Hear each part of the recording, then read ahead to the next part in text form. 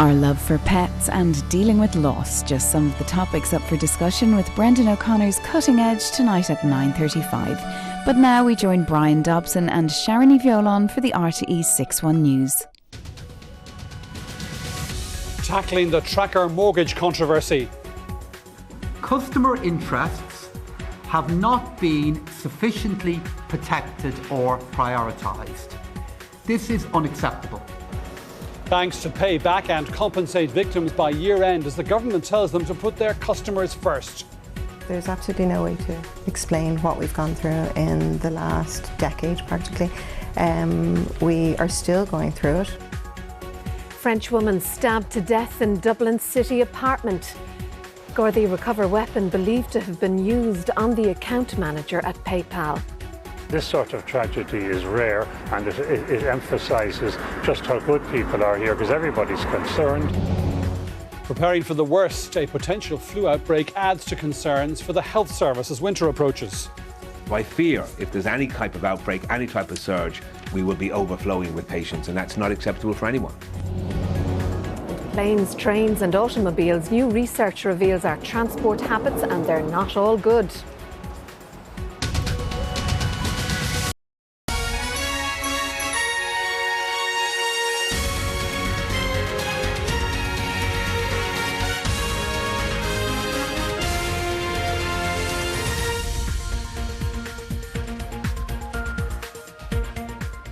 Good evening and welcome to 6-1. The country's scandal-hit banks must seek to regain the trust of the people, according to Minister for Finance Paschal Donohoe after meeting bank executives this week on the tracker mortgage controversy.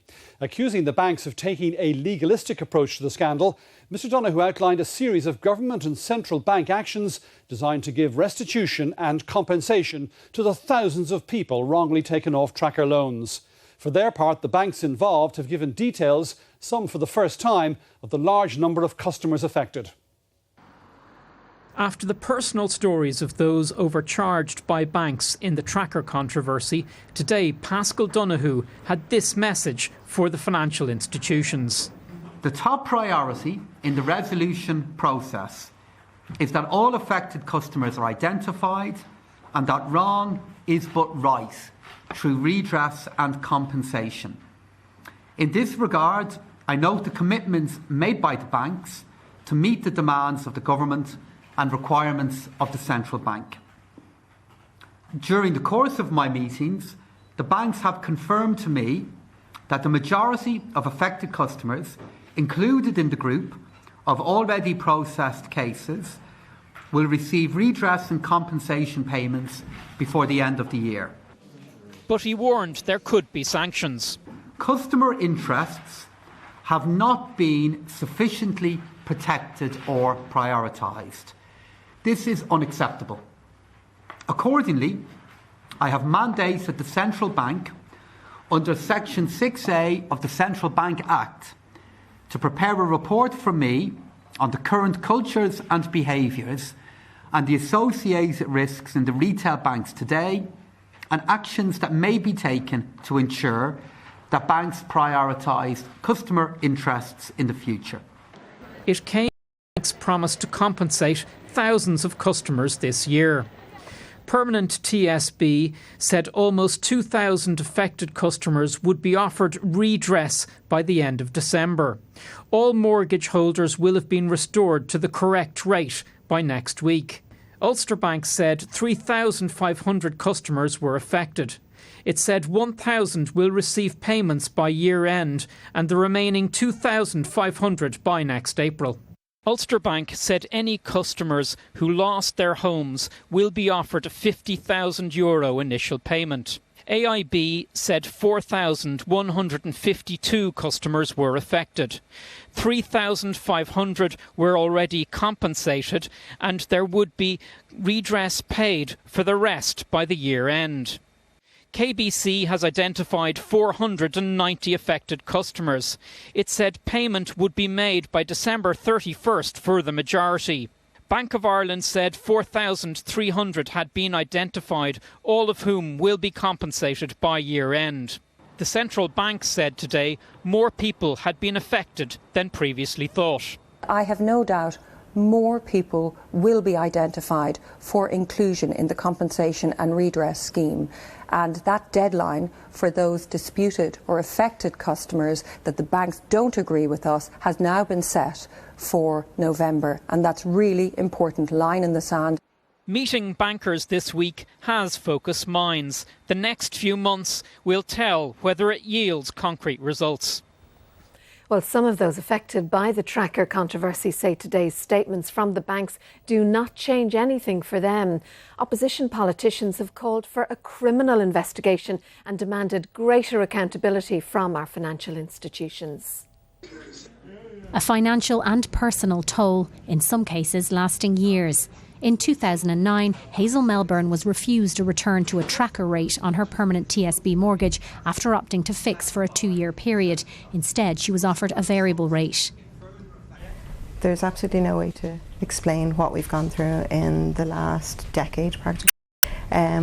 We are still going through it. It hasn't changed. We're still fighting. Hazel has since been moved on to a lower rate and has been offered redress by the bank, but says it hasn't resolved the situation. If they leave us on this rate, it's going to cost us roughly 60,000 extra, covering the rest of our mortgage for the loan term. That's 60,000. We have to earn 120,000 to pay that. Financial advisor Porrick Kassan has been working to quantify the numbers affected by the problem. I have said it'll reach 30,000. I stand by those figures.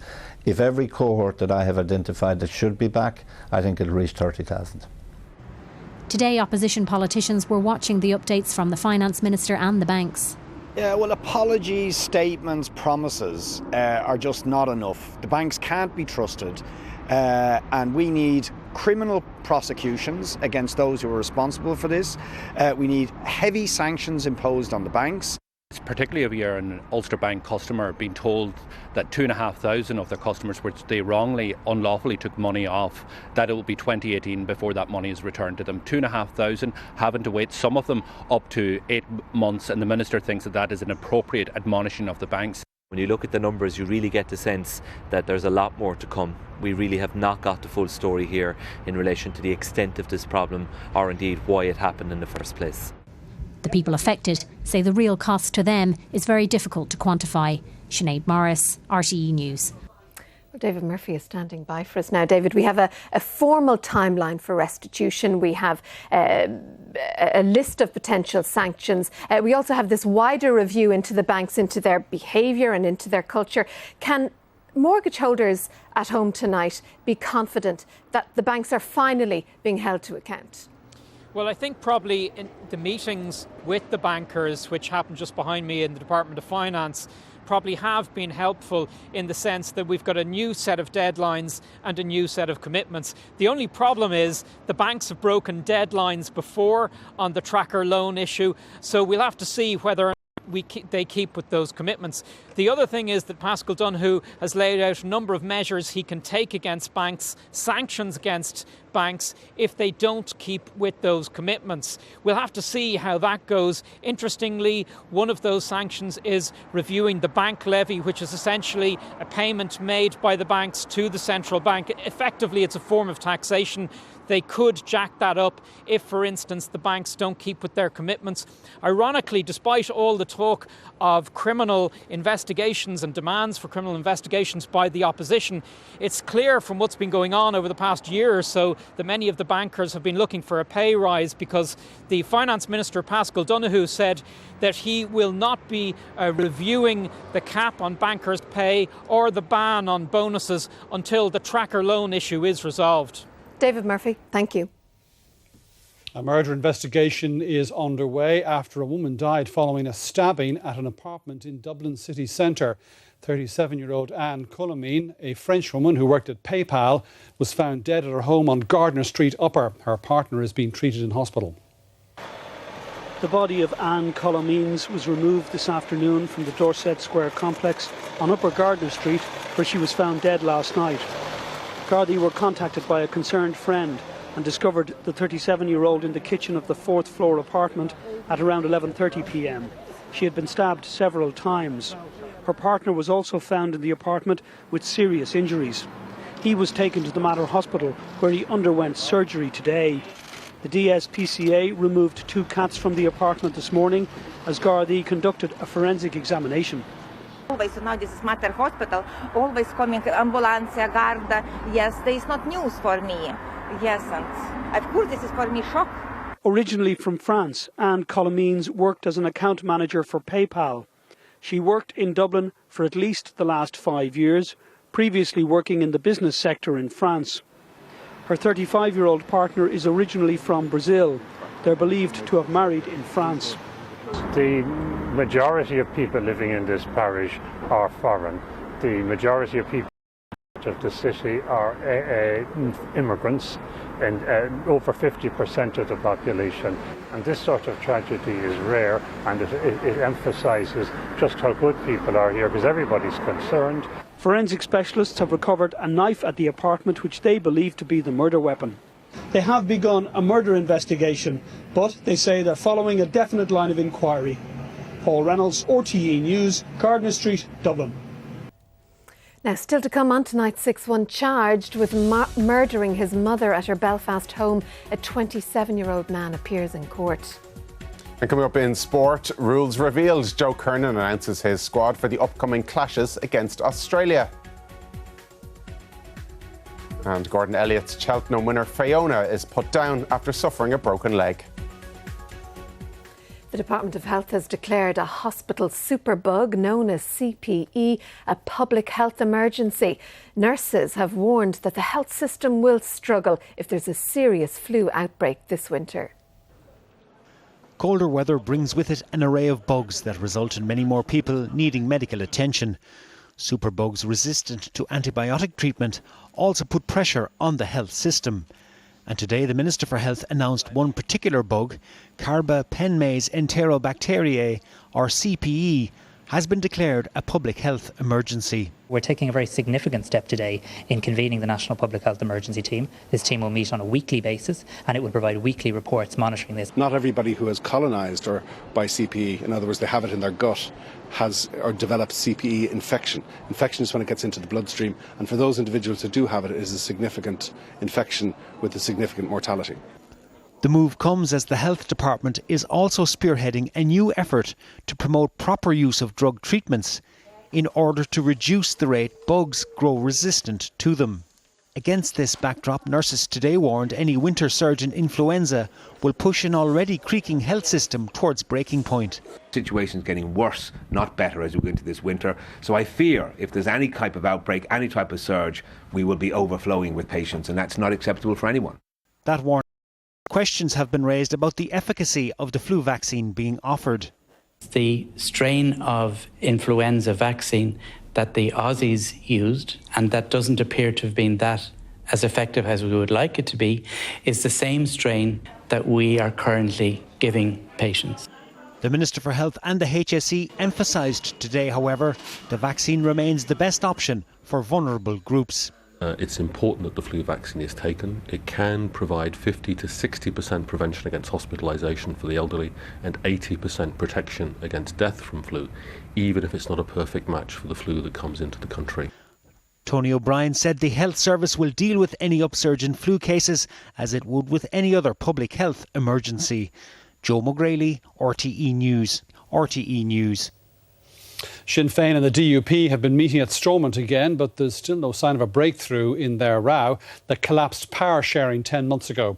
Secretary of State James Brokenshire has indicated that if there is no deal, the British government will move to introduce a budget for Northern Ireland early next month. A deserted Great Hall of Stormont, a row between Sinn Féin and the DUP collapsed power sharing here 10 months ago, and the standoff has continued since. How different it was in May 2007 when political leaders were looking to a brighter future. Today, at long last, we are starting upon the road. I emphasise starting, which I believe will take us to lasting peace in our province. We must overcome the difficulties which we face in order to achieve our goals and seize the opportunities that now exist. This and future generations expect and deserve no less from us. The most public display of political energy was in Dáil Éireann, not Stormont today, and that was a tetchy exchange. And last week, press reports attributed to briefings from the Irish Government said that Sinn Féin's leader in the North, Michelle O'Neill, did a deal with the DUP to restore the executive, but that she was blocked by senior members of the party. Taoiseach, Michelle is a senior member of the party. Briefings on the part of your government were untruthful, malicious and shameful. What it seems to me you're doing it today, and perhaps you were trying to do it last week as well, is setting the scene to ensure that somebody else gets the blame. The Secretary of State has warned that if a deal can't be struck here, the British government will move to bring in a budget for Northern Ireland early next month. Unless there is a dramatic change, the drift from power sharing to direct rule will continue. Well, let's talk to Tommy, who joins us now from Stormont. Tommy, as we saw there, Leo Varadkar suggesting that Gerry Adams and the Dáil today is preparing the ground for the failure of these talks. Is that where it's heading? Well, as things stand, or indeed stand still here, very shortly we're going to see what James Brokenshire is made of. He has a practical difficulty. He has said that unless there's a deal struck here very soon, he will move to introduce a budget for Northern Ireland. The practical difficulty is that if he actually closes down power sharing officially, well, then he's going to make MLAs unemployed. And that includes the DUP, who are helping to prop up the Tories in Westminster. And I suppose the other parties here are taking comfort from that reality. But what we've seen here in recent months, Brian, is how difficult it is to put together something that was torn down with such speed last December and last January. We've seen serial procrastination. There are two parties involved in discussions, but they don't have the right to actually strike a deal. They have to bring that back to their party machine, and it has to be ratified there, and they haven't yet got to that position. So today, for instance, you had Gerry Adams down in Dáil Éireann. You had Arlene Foster over on a speaking engagement in England. Now, does that sound like people who are shaping up for a step change to make a deal? I don't think so. I think the drift towards direct rule is going to continue. Tommy Gorman, that's Stormont. Thank you for that. A 27-year-old man has appeared in court in Belfast accused of murdering his mother. The charge relates to an incident at a house in the city last weekend. 51-year-old Anne O'Neill was found in the back garden of her elderly parents' home in the Finnehy area of South Belfast in the early hours of last Saturday morning. The police had been alerted by reports from neighbours who'd heard a woman screaming. It's believed Mrs O'Neill had suffered head injuries. She was treated at the scene by paramedics but died a short time later. Today, her son, 27-year-old Declan O'Neill, appeared in court to face one charge of murdering his mother. Declan O'Neill, a doctor in Belfast, denies the murder charge.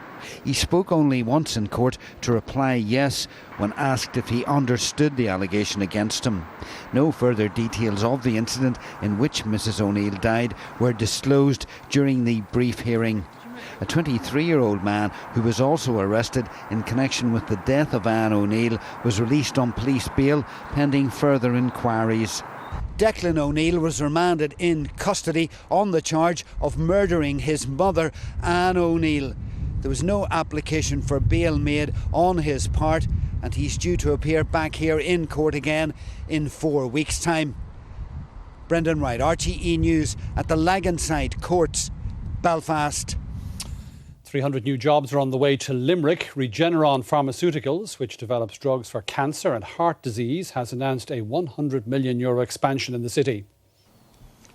Regeneron opened in Limerick 2 years ago, transforming the former Dell Computers site into one of the biggest biologics production facilities of its kind in Ireland. Its current staff count of 570 is ahead of target, and now it's recruiting another 300 staff by next year.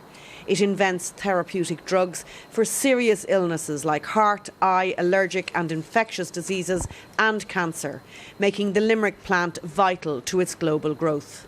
This was a ghost industrial site up to 3 years ago when Regeneron took over, having been vacated by Dell a number of years earlier.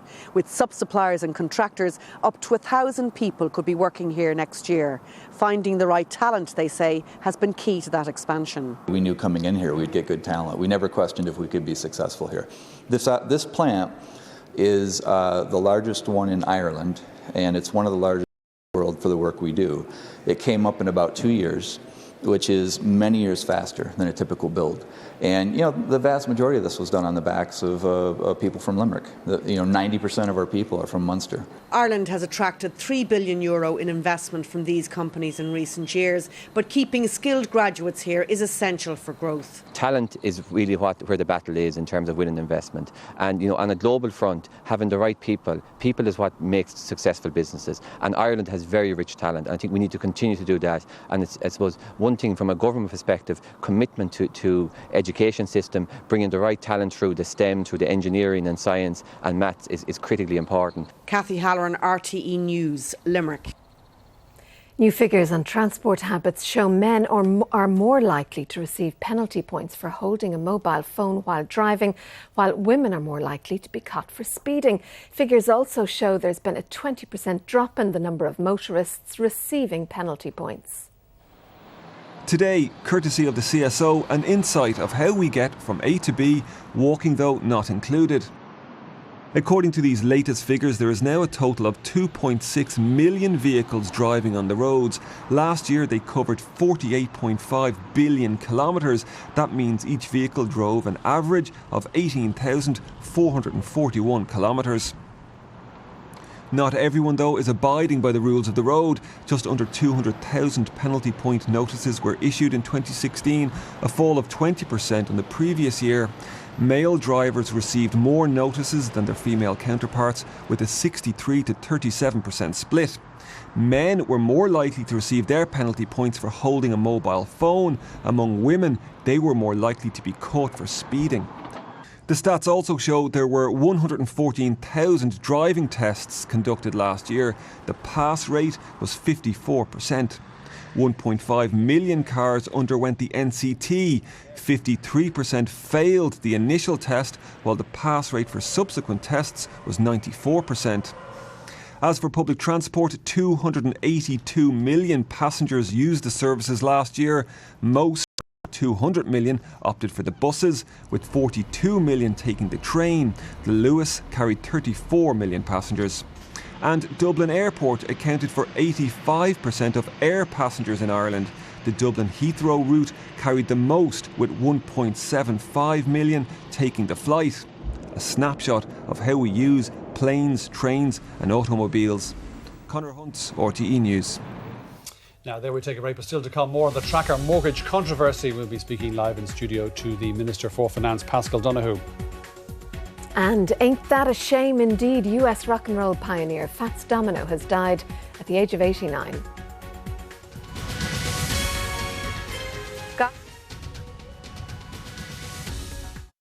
So get up, start living the dream. Stand up, stand out, you know what I mean. Hi, Nathan Carter here, and I cannot wait for my new series. We have a great lineup with some amazing guests, incredible performances, and some classic duets.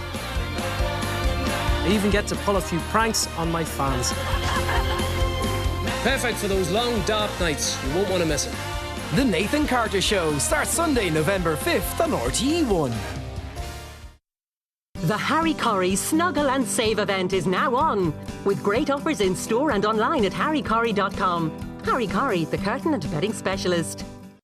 The kids are all excited, cause everyone's invited. Trick-or-treaters are delighted, the Aldi family. The sweets are overflowing, the pumpkins are a-glowing. The treats are quickly going, the Aldi family.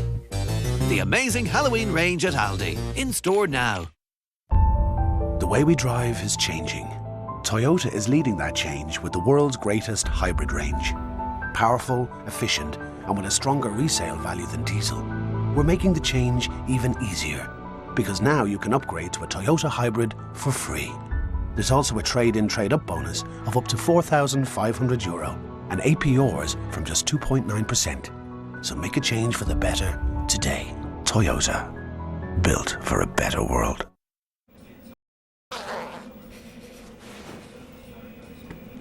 It's at least 2 more days of this. Right, let's go to Grandad's.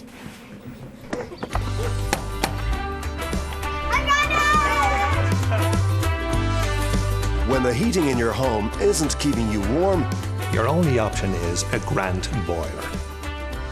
thank you, Grandad. Think boilers, think Grant. Text Grant to 51444 for more information. In Compton, you join a gang, or you find another way to survive.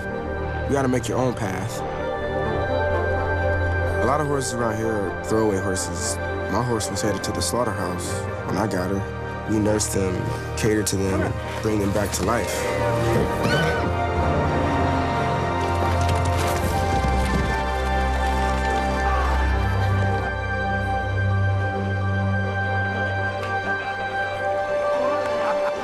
I think maybe, did I save the horse?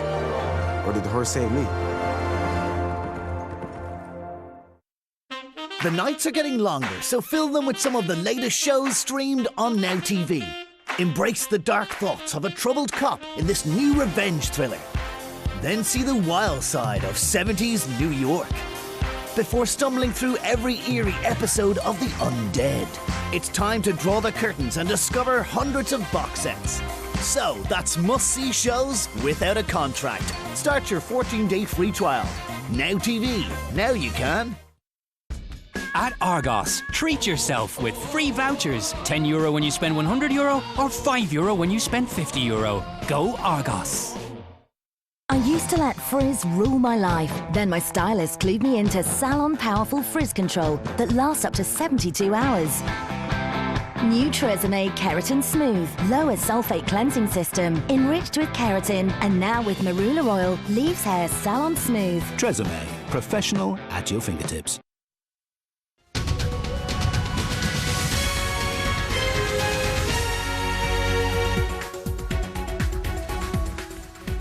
Hello again, you're very welcome. The main news again this evening. The majority of homeowners affected by the tracker mortgage controversy are expected to be paid back and compensated by the end of the year. That's the message from the Minister for Finance following meetings with the 5 main banks who wrongly took customers off the lower rate. The banks have apologised to those affected. Gardaí investigating the fatal stabbing of a woman at her apartment in Dublin last night have recovered a knife. Anne Coulmine, a French woman who worked in PayPal, was found dead at her home on Gardner Street, Upper. Her partner is being treated in hospital. The Department of Health has declared a hospital superbug known as CPE a public health emergency. It comes as nurses have warned that the health system will struggle if there's a serious flu outbreak this winter.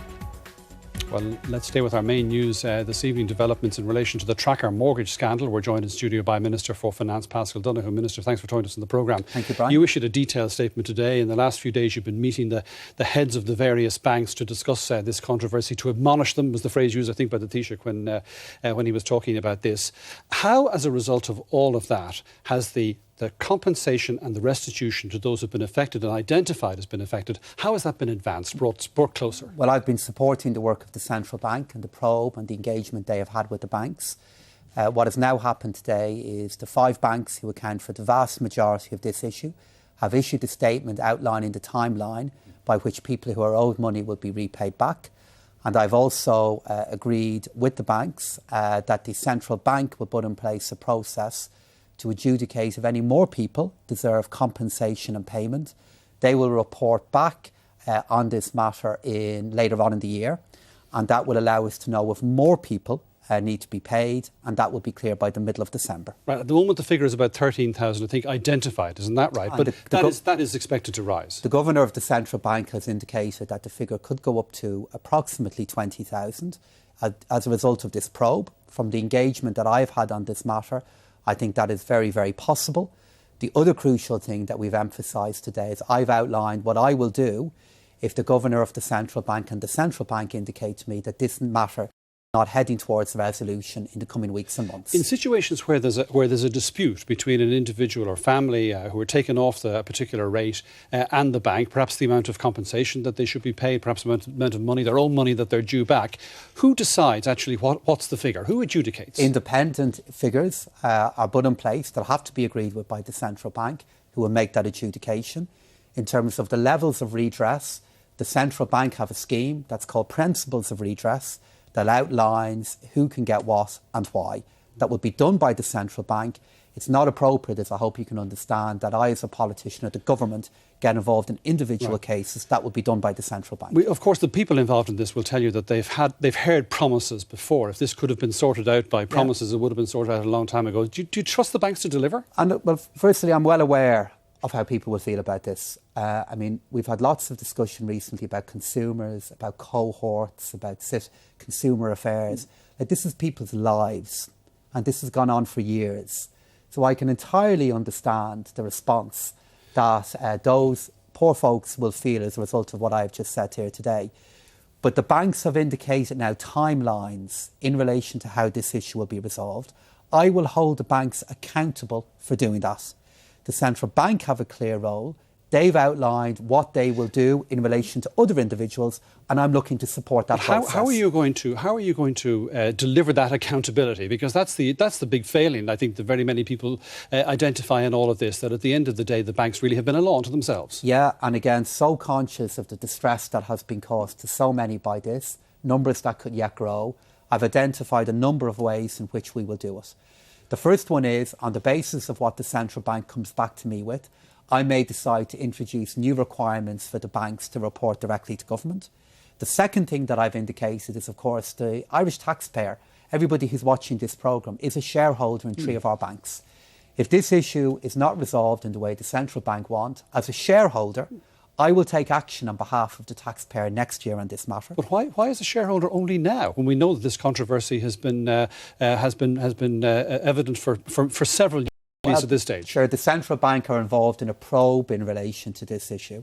They're halfway through this probe. What that have now indicated is, as we get to the point of looking to deal with repayment, as we get to the point of looking to achieve restitution, it's really important that that happen quickly. And that's why I'm supporting them in their work. And also, Brian, I've also indicated today that there are taxation choices that will be open to me that will be influenced by how this matter is dealt with. You've also asked for this report, I think, from the central bank in relation to the culture and the behaviour of the banks. And you say that depending on that, you may actually take action in that area as well. And yet at the same time, you identified how they've behaved as scandalous, that has been disgraceful, they've been legalistic. I mean, we know the culture of the banks, don't we? Is it not time now for action rather than yet more investigations and reports? Well, we've outlined today a set of actions that we are going to take in relation to this particular issue, to deal with the huge distress that has been caused, to deal with the questions of faith in relation to our banks.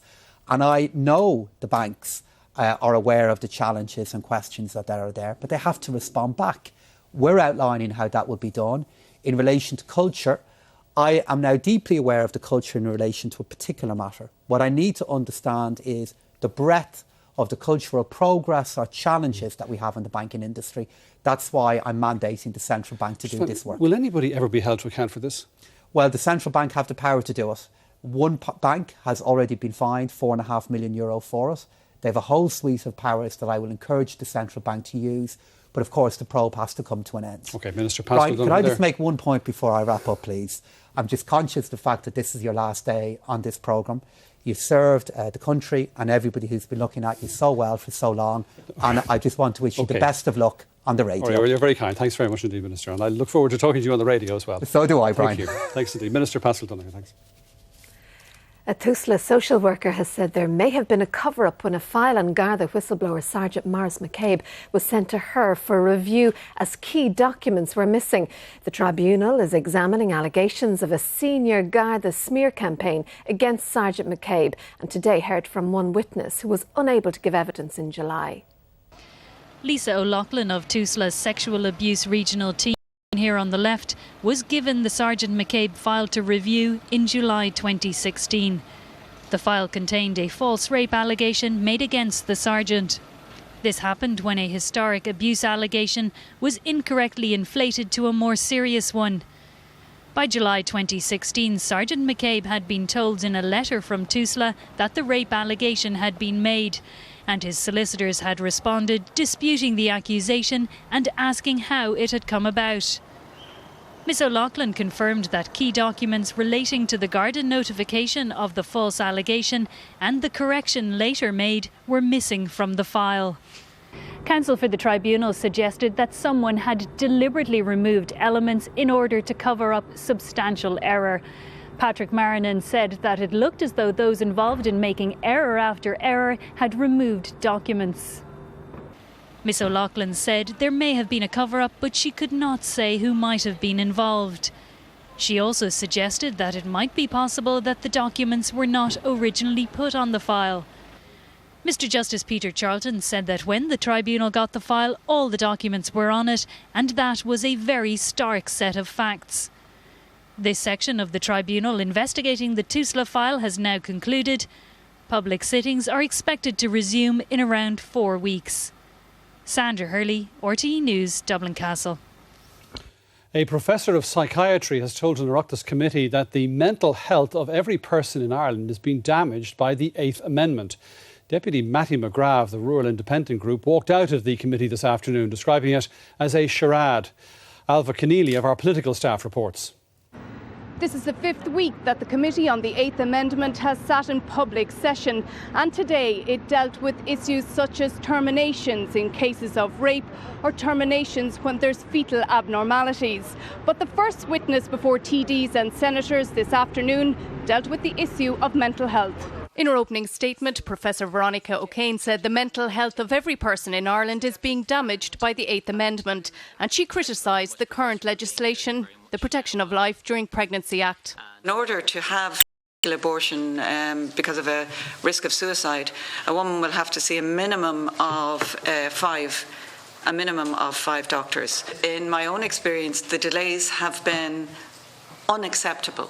In its second session this evening, the CEO of the Rape Crisis Centre told the committee that an estimated 4% of clients reported pregnancies as a result of rape.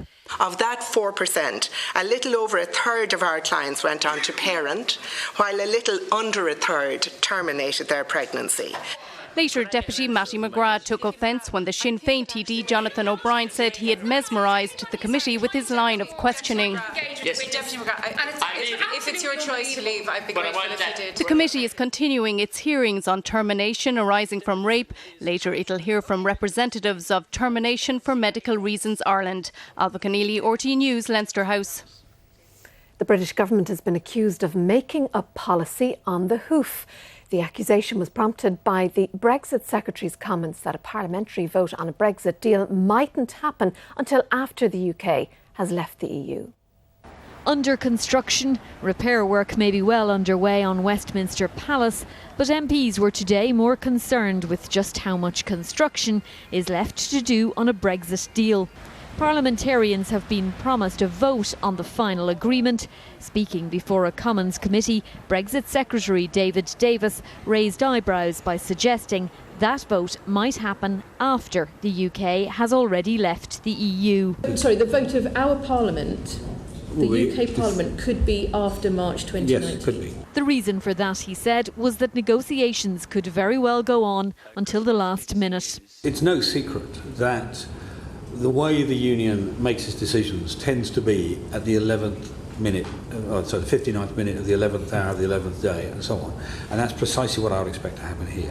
A short time later, the Prime Minister sought to reassure concerned MPs. Can the Prime Minister please explain how it's possible to have a meaningful vote on something that's already taken place?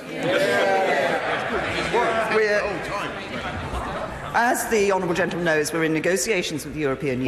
I am confident that we will. The timetable under the Lisbon Treaty does give time until March 2019 for the negotiations to take place, but I'm confident because it is in the interests of both sides, and it's not just this Parliament that wants to have a vote on that deal, but actually there will be ratification by other parliaments, that we will be able to achieve that agreement and that negotiation in time for this Parliament to have the vote that we committed to. This evening, Mr Davis rode back on the comments, saying he had been talking of hypothetical scenarios, and he said he hopes to see the deal done by October 2018. Fiona Mitchell, RTE News, London. President Michael D. Higgins has become the first foreign head of state to meet the Prime Minister-elect of New Zealand. The President held talks with Jacinda Ardern during his state visit to the country, and he also sought New Zealand's support for Ireland's bid to host the Rugby World Cup in 2023. President Higgins told a gathering in Wellington that rugby had been a unifying force on the island of Ireland. The American singer Fats Domino has died in New Orleans at the age of 89. He's best remembered for the songs Blueberry Hill and Ain't That a Shame.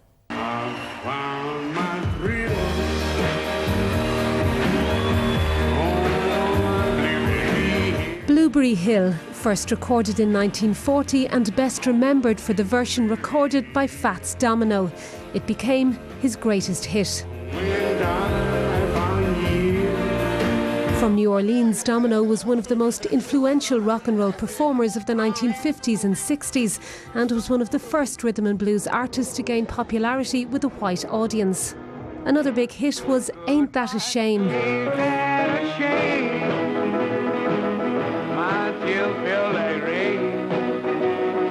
Fats Domino sold over 65 million records and had 35 records in the US top 40.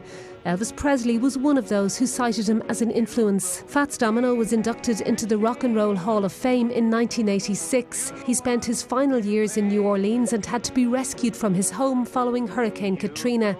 He later went to live with his daughter and died peacefully in the city, surrounded by family and friends. Now, they will take a break, but still to come, surviving those teenage years, what every teenage girl needs to know. Sport ready to fly the flag. Aidan O'Shea named as captain for the International Rules Series against Australia.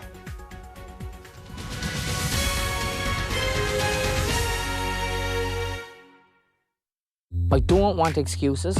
Not a yes, sir. Not a follower. There's no point in being here unless you're here to win. Two strong Cork women going head to head. Bring it on. The new series of Ireland's Fittest Family starts Sunday at 6:30 on RTE1. We're back with a brand new series where our team's sporting knowledge is put through its paces. Who won the 1926 World Table Tennis Final? Forrest Gump. To reveal who really does know the score. Sunday at 7:30 on RTE1.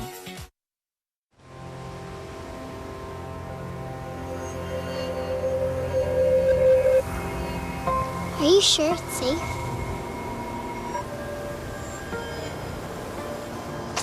See you this afternoon. Always ask yourself the question. Are you sure it's safe? Electricity wires are always near, whether you can see them or not. Stay safe. Stay clear of electricity wires. Hello.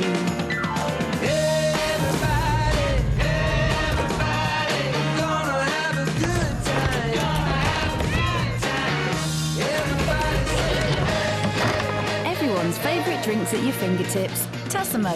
Press play. Mum, I am stopping to grow up. Oh, tricky. You see these? Kinder chocolate bars. Yes, they're really actually made for small people, like me. I see. Perfect for little fingers and delicious for little taste buds. With more milk and less cocoa. Kinder chocolate. Invented for kids. Approved by moms. Whether it's watching a match with the gang or catching up on the soap gossip, cooking at home or grabbing a few minutes to yourself, we all love our TV moments. But here's the thing. Whatever you watch and wherever you live, if you have a TV, you must have a valid TV licence. If you don't have a TV licence, inspectors will be calling to you, which can ultimately result in prosecution and a fine of up to €1,000. Ouch! Avoid all of this and get your TV licence at any post office or online at tvlicence.ie. And remember, it's the law. This message is brought to you by the Department of Communications, Climate Action and Environment. Can I get you anything? Can you get us there any sooner? Oh, oh, oh, oh, captured effortlessly. It's been so long. You knew I could not resist. I needed someone. Now we're flying through the stars. I hope this night will last forever. Oh, oh, oh, oh, ain't nobody loves me better. Makes me happy.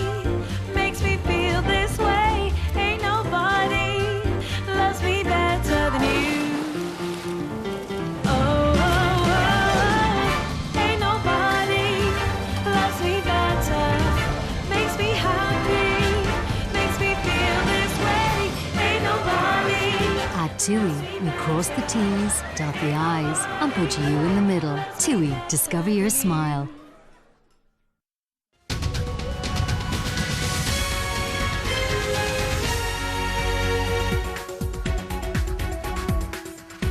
Again, watching 6-1, the main news this evening. The majority of homeowners affected by the tracker mortgage controversy are expected to be paid back and compensated by the end of the year. It follows meetings with the Minister for Finance and the 5 main banks who wrongly took customers off the lower rate. The banks have apologised to those affected. A murder investigation is underway after a woman died following a stabbing at an apartment in Dublin city centre. 37-year-old Anne Colomine was found dead at her home on Gardner Street Upper. Her partner is being treated in hospital. A Waterford woman has created what she describes as a survival kit for teenage girls. The Shona project aims to help young women deal with issues such as mental health, bullying, relationships and sexuality. What is it like to be a young woman in Ireland today?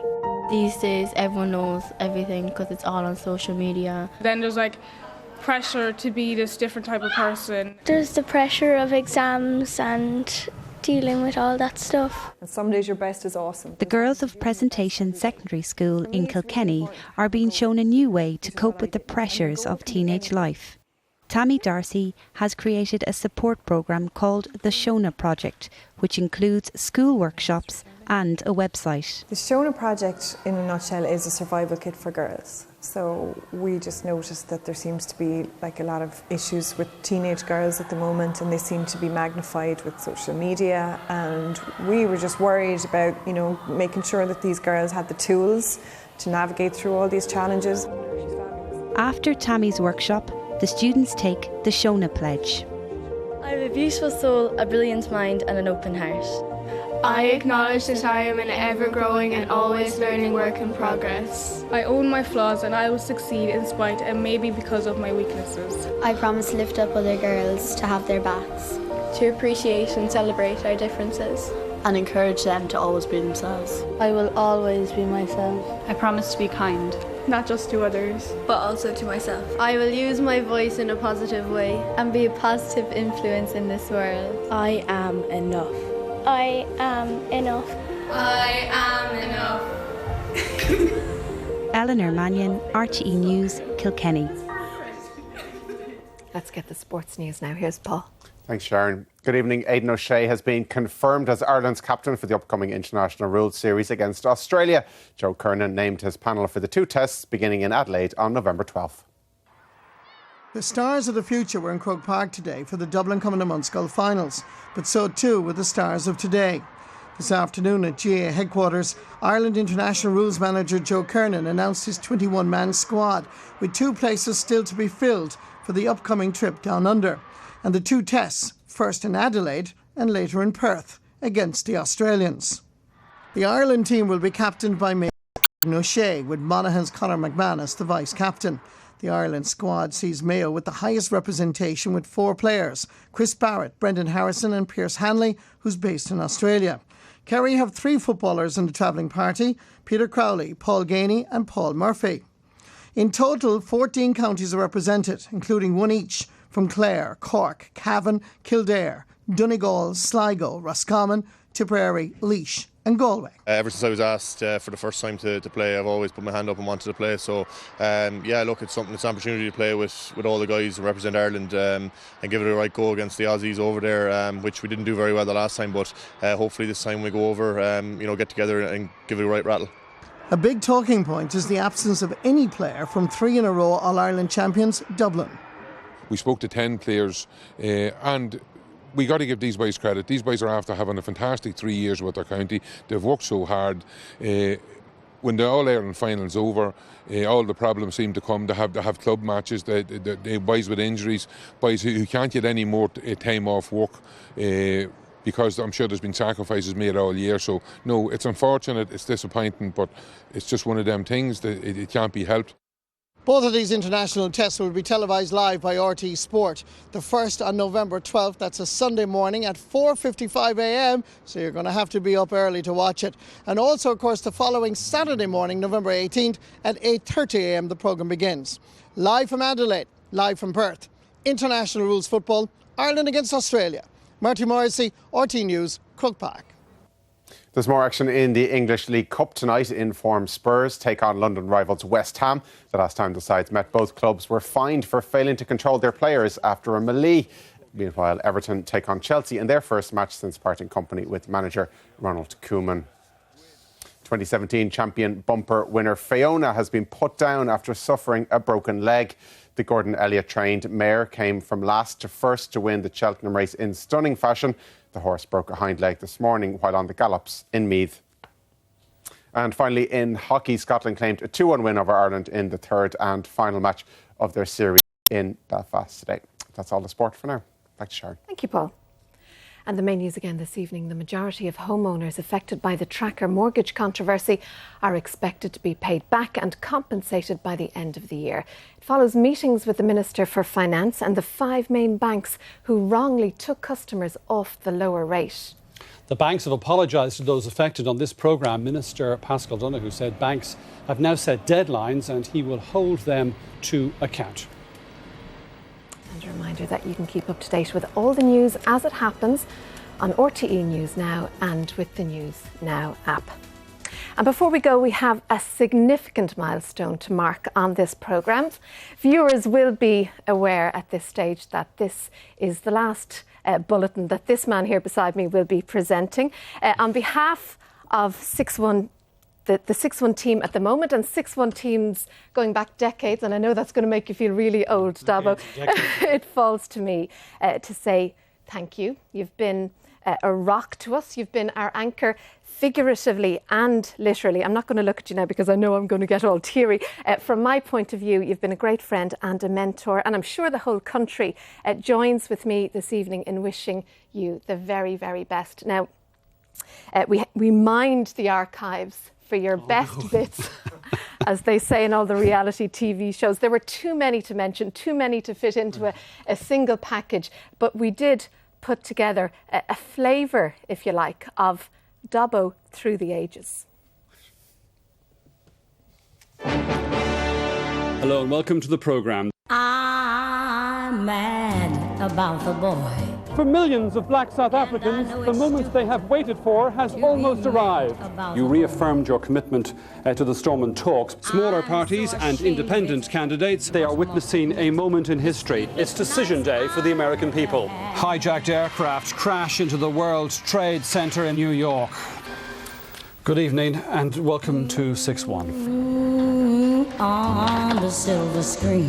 Pope John Paul II is this evening lying in state here at St. Peter's Basilica. Written agreement, they were friends. So there are no documents then to support this. Change has come to America with the election of Senator Barack Hussein Obama. Do you feel any shame tonight to be the Minister for Finance who's presided over the arrival of the IMF? Queen Elizabeth II has honoured those who gave their lives in the struggle for Irish freedom. We're still in the hunt here and we haven't given up yet. The German Chancellor Angela Merkel today characterised Ireland's response, and I'll be reporting from Ratheniska on the final day of the Ploughing Championships. President Michael D. Higgins has begun his historic state visit to the United Kingdom, commemorating 100 years since the outbreak of the Great War. The UK votes to leave the European Union. About the boy.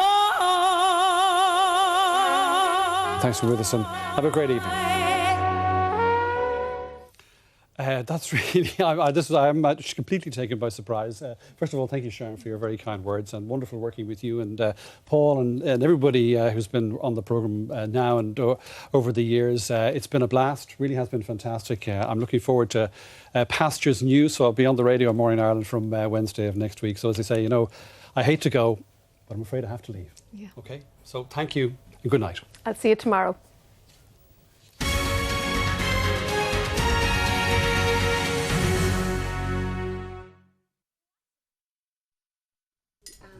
And this evening, heavy showers will give way to settled conditions.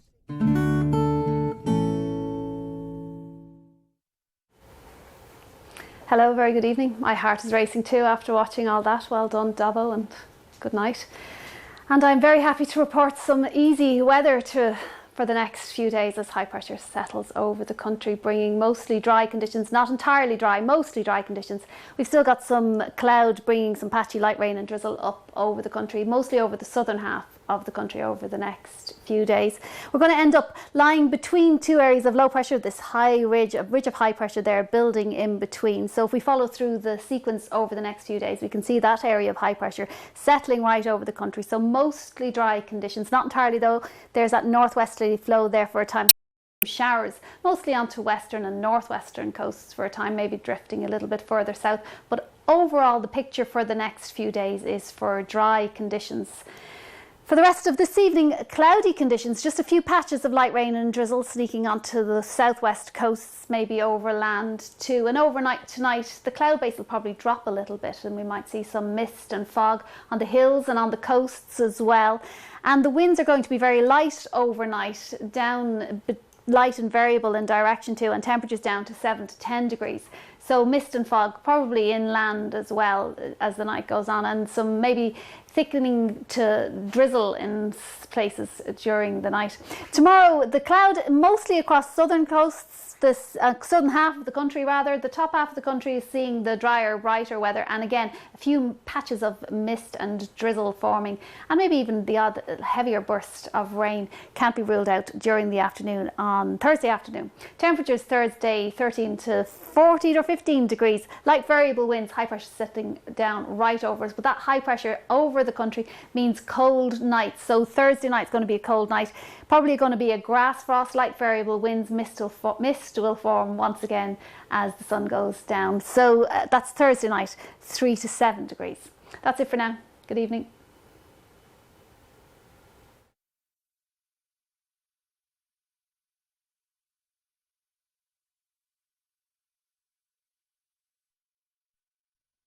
New Avonmore Fresh Dessert Cream. Luxuriously thick and ready to pour. Perfect for sumptuous desserts. This is Dr. Walker, another half-trained British doctor to practice on Indian people. Welcome to the Good Karma Hospital. I assume you have delivered a baby before. I'm not a gynecologist. So learn. How can I advertise a bar, especially one owned by a petty criminal? I resent that slander and demand a retraction. Even Python draw the line at English doctors. Do you know you're very rude? We're not going to let a silly little sponsored ambulance come between us, are we? There is no us. Good Karma Hospital, a brand new drama, starts tonight at 10:40 on RTE1.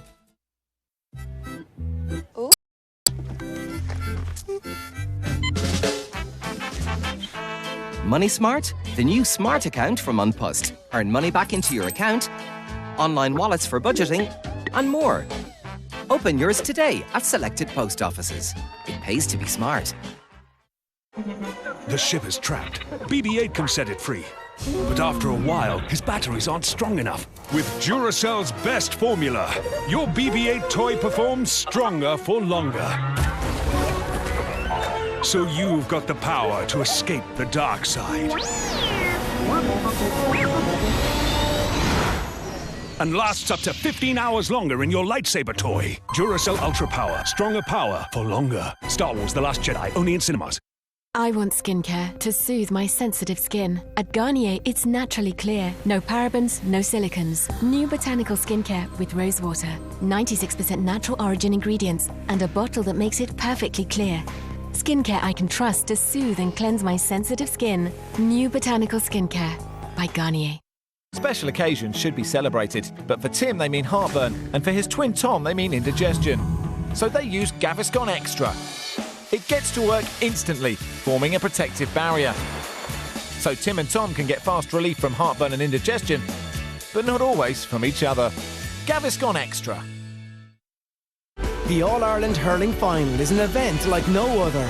To be part of the Croke Park Day, sometimes you kind of pinch yourself, are you really there? These are the behind-the-scenes stories of the people who helped bring the occasion to life. To get to referee the All-Ireland Final is the pinnacle of my career. Do you want to try land on the front page of the newspaper the next day? And it's on. Careless use! Careless use! Chance for the captain. Takes his shot. Yes! All-Ireland Day, the Hurling Final. Bank Holiday Monday at 9:30 on RTE1. NASA's putting the pressure on Howard in the Big Bang Theory over on 2 shortly. While here on 1, Music has a way of bringing people together, and Nationwide are in Wexford for the 66th Opera Festival.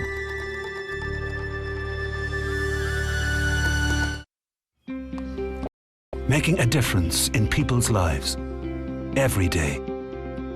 This is what we're made of.